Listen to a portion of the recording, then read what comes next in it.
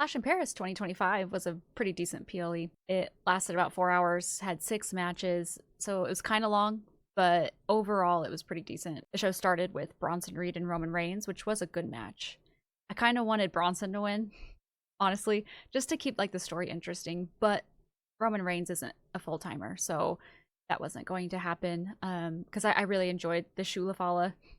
It's just silly. I enjoyed the Tribal Thief, but it does seem like that has come to an end because Roman Reigns did win. He did take his sneakers back, and he got a little lick in on Paul Heyman. Choked out Paul Heyman, sent him to the hospital, and then, of course, couldn't have that match without Braun Breaker coming in.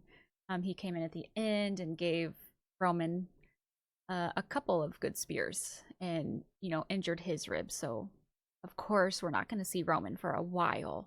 He'll probably be back around November. But overall, that match was really good. It did drag on. That was one of the matches that drug on and on and on. I think start to finish, it was like 45 minutes or something crazy. It went on for a long time. But I think that match made Bronson Reed look really good. I think Bronson and Roman was actually a very good matchup. I feel like Bronson Reed was a good match for Roman to where he doesn't look overpowered, but doesn't look weak either. It was a good matchup, and I think it made Bronson Reed look really good. So I was pretty okay with that match. And then after that was the tag match, the tag titles with the Street Profits and the Wyatt Six, which, I don't know, to me it felt kind of shoved in there. It was definitely an ad match, heavily advertised with Borderlands 4, which I don't mind. I thought the Street Profits outfits looked really cool and the masks were really cool, but it did feel like an ad match. However, I do think they trickled enough into that match to make it feel not just like an ad match. Like, there's some tension in the Street Profits, which I've never seen. I've never seen any kind of tension with those two. They've seemed pretty strong the entire time I've been watching. So I guess we'll see a potential breakup of the Street Profits in the future. Who knows? I do think Montez Ford could go to the moon and beyond as a solo character, as a solo artist. By himself, off on his own, I think he could go to the moon and beyond. He has the charisma, he has the in-ring ability, he has the work with the crowd. Like, Montez Ford is very good. Angelo Dawkins, however, also good. I worry that the WWE won't utilize him to his full potential, and he'll just be like back in catering if he's not in a tag team, which is unfortunate because I think Angelo Dawkins is extremely underrated. He is very good in the ring. I don't think his mic skills are bad. He's not like as charismatic as Montez Ford, but not a lot of people are, but his in-ring ability is really good. I just think he's very, very underrated. Anyway, they trickled that in, so maybe we will start seeing a lot more tension between the Street Profits. They'll break up. I don't know. How long have they been teasing the Judgment Day breakup, and that's still going, so who knows? Maybe they'll just like forget about it. They do that sometimes too. The Wyatt Six did retain, and I thought they would. I didn't think they would lose the belts yet, but it was a good match. It wasn't even a squash match or just like a quick match. It was a decent match. However, I do think, in my opinion, that maybe that one shouldn't have been at Clash. That one felt more like a regular show main event, whereas I really feel like AJ and Dominic Mysterio should have been at Clash. I don't know. Maybe I'm alone in that, but that felt more like a PLE match than this one did. So I feel like they could have maybe swapped those out, but regardless, it was a good match. Nikki was under the mat, and she came out, interfered, and then Uncle Howdy delivered, I believe, a Sister Abigail, and ended up winning. It didn't really feel like a PLE moment, but that could be just me. Becky Lynch and Nikki Bella, which to me was probably the worst match of the night. It just fell off. Like, they did not feel like they had any chemistry. It just seemed clunky and messy and stiff, and there were a couple of spots. Like, I don't like to use the word botch very often. I don't know why that word gives me the ick. It feels like just an IWC term, but yeah, there were a few botches. Voiceover Jen here. Also, this part right here, too much. Too long and too much, in my opinion. I don't know. Maybe one of them just had an off night. If you've played sports, if you've played anything competitive, some days you're just off and you cannot get it no matter how hard you try. It's just an off day. It's a bad day. It just feels like that's what happened there. One of them, maybe both, it was just an off night and they could not sync up. It just was bad. It reminded me of Tiffy and Charlotte, their match. Just out of sync, no chemistry, messy, clunky. They got through it. Becky retained, which I'm glad she did. I've personally really been enjoying this Becky character. Just Becky as this particular heel character has been killing it, in my opinion, so I'm really glad she retained.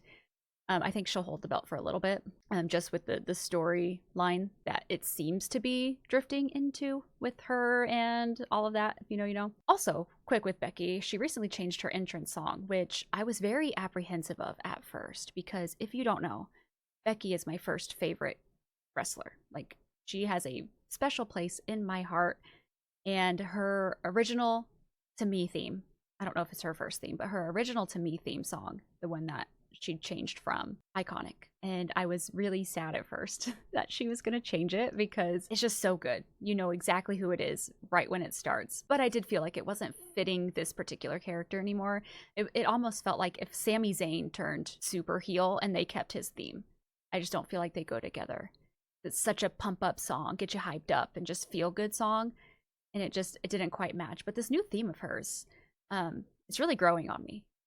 I liked it from the start. I just kind of missed the old one, but the band that sings it sounds really good, and I think it just fits her character better. So I'm just curious if you like the song or if it's just not hitting for you, because her old one was good. It was so good. I'll agree, but the new one's growing on me. That's all. That's all I need to say on that. Next, we had Sheamus and Rusev, which I haven't been watching long enough to understand the history behind these two. I am aware that they were friends once. I think maybe in the same stable. I think they were in a faction together. It was before my time of watching the WWE, so I don't know anything about Rusev except for this feud right now. And he seems good in the ring. He seems good. I really don't have a lot to say about this. Every match that they've had has been good, to be fair.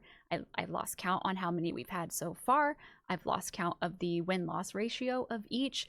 It feels to me, and I could be wrong because I just don't remember, it feels like they're making Rusev look very, very, very strong, and Sheamus not so much. But again, I don't remember the ratio on the wins and losses, so maybe it's pretty even-keeled. It does seem like we're going to be getting a best of 7 or something similar to what Andrade and Carmelo Hayes did. So we'll see how that ends, but I wasn't particularly a fan of Sheamus tapping out.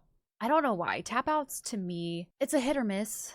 I don't particularly like tap outs. Sometimes it makes sense and it's called for and it doesn't bother me, but this one did. I don't know why. I think because it was a Donnybrook match, and just seeing everything that they're going through and all of the moves they're hitting and kicking out of and getting out of and this and that and the other thing, just to have Sheamus tap out. I don't know. It just bothered me, but it was a really good match and they put on a good show. And Sheamus really does deliver banger after banger after banger. Then we had John Cena and Logan Paul. I wish I wrote down more for this match because I don't remember much of it. I remember it drug on. This was the second match that just felt like it wasn't going to end. And worse than Roman's and Bronson Reed's, because I feel like that match, I wasn't saying like this is lasting forever, like this is never ending. Whereas Logan and John, for some reason, they just kept, I don't know, like teasing pins, and then they kick out. It's just over and over, and I'm like, this is not going to end. I don't know how long that one went on. I don't know if it was longer than Roman and Bronson. It felt longer. It lasted so long. But John Cena did win, which I'm going to go on a tangent here with that. It could probably be a whole video of itself, but I'm just so annoyed. I'm so annoyed with, I don't know, because they had the kid pop up that John Cena called out when he was a heel, and the kid was there, had his moment. And it just feels like they're just chalking it up as John Cena had a bad day, which is so annoying. It's like they're just trying to forget the selling his soul to The Rock storyline altogether, which I want to know what happened there. I really do, because I just feel like we could have been getting this John Cena the whole time. It feels like such a disservice that we lost out on this John Cena for half of his farewell tour. Like, we don't have very many dates left with John Cena, and most of it was him during that heel run, which just went nowhere.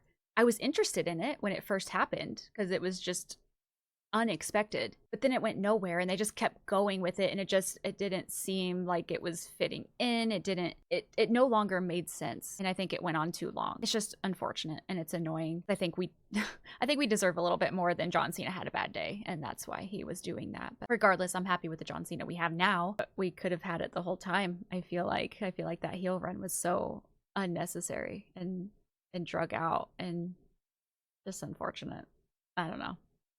I'll get off my soapbox now, but that just kind of sucks. Then the main event was a 4-way between Seth Rollins, Jey Uso, CM Punk, and LA Knight, and that was a really good match. That was a very good match. A lot happened during that match. Also, to the people, at least in my chat, that said Jey was only there to take the pin, I say suck it and leave Jey alone.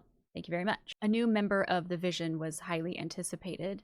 However, I don't think any of us thought it would be Becky Lynch herself coming to help her husband. That was a complete shock. However, they are setting it up very well to have another return, which is very exciting. Whenever it happened, I wasn't sure if Becky was going to be an actual member of the Vision or if she was just coming in to help her husband, which is Seth Rollins. But it does appear to now to be that she might be a part of that group. The only way they can go with it is AJ Lee returning, which I'm really excited for because I missed all of AJ Lee's run when she was in the WWE. I started watching well after her retirement, and just from all of the hype I see online and the way that at least my community talks about her, it's going to be good, and I'm very excited to see her. I have seen some clips. She's super adorable. She seems really good on the mic. I haven't seen any like wrestling clips of her, but just from the way people talk about her, she's really good. So I'm very, very excited to see her come back, and I can't imagine if she sees all of this hype for her return, all of this love for her, and just the anticipation, just the pop she's gonna get, the moment she's gonna get.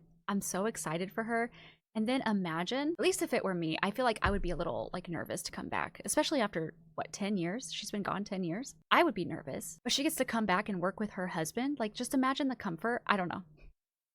I think it's adorable, and I'm so excited to see where this story is because it's also exciting. The main event story isn't the bloodline anymore, and we've probably have been away from it for a while, but like when I started watching for the longest time, it seemed like all the main events, all of the major moments was bloodline related. So it's really nice and refreshing to have a very interesting story and something that is very hyped and anticipated.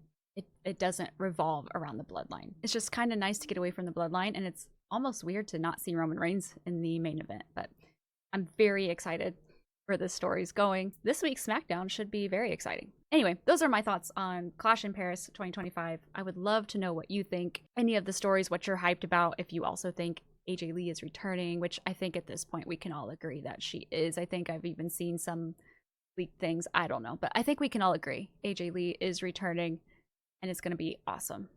So let me know your thoughts down below, and I'll see you in the next video.